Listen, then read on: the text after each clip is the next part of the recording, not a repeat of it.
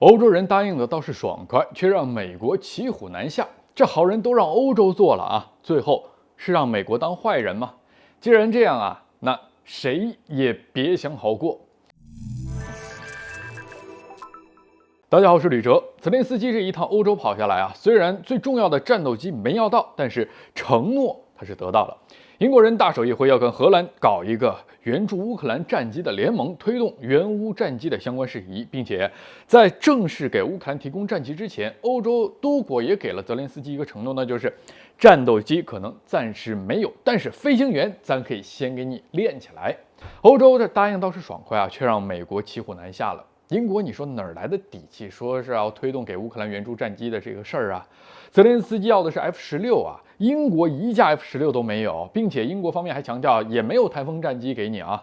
那包括法国和德国在内，其他的欧洲国家要帮助乌克兰训练飞行员，这事儿同样需要美国来点头。毕竟战斗机是人美国造的，不然训练飞行员都不知道从何说起。这也就是等于欧洲赢得了泽连斯基的感激之情，最后压力都给到了美国这边。要是最后援乌战机这事儿啊，以及欧洲帮助乌克兰训练飞行员的计划，在美国这儿卡住了，岂不是啊好人让欧洲做了，最后美国当了这样一个愣头青了吗？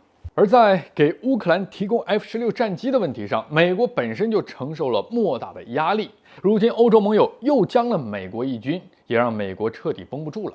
在美国看来，这个战机不给是不行了。美国媒体透露，在欧洲开始为援乌战机铺路，计划给乌克兰训练飞行员的时候，美国已经向欧洲盟友释放了信号。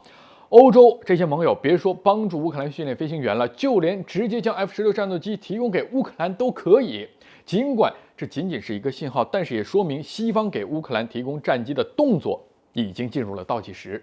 而美国放出这样的风声，也等于是告诉欧洲啊，既然在援乌战机你们铁了心了，美国也难以拒绝。那好，谁都别想好过。美国一直不肯给乌克兰 F-16战斗机是，因为担心冲突升级的过快啊，导致走向了失控。另一个呢，就是乌克兰的弹药本来消耗量就很大，但是在成本上呢，这些弹药是远远无法和战斗机相比的。与俄罗斯这场消耗战之中，一旦加入了战斗机，西方在军事援助乌克兰问题上，那就会陷入更大的困境。美国一直在阻止这一切的发生，至少在美国看来，现在还不是给乌克兰提供战斗机的时候啊。可是呢，内部和盟友的压力已经让美国难以招架了。既然无法阻止，美国干脆就听之任之，反正美国是不会第一个提供给乌克兰战斗机的。美国现在的意思很明确，欧洲要给乌克兰提供战机可以啊，但是你不要把我扯进去。这就跟当初联合德国一起宣布给乌克兰提供主战坦克一样，美国可能会答应啊提供给乌克兰战斗机，但是在欧洲战机出现在乌克兰之前，美国是不可能把自己的战斗机提供给乌克兰的。总之啊，先让欧洲你们自己消耗一下，美国我啊在一旁观望一下。好，今天的宇宙观察就是这样，咱下期再见。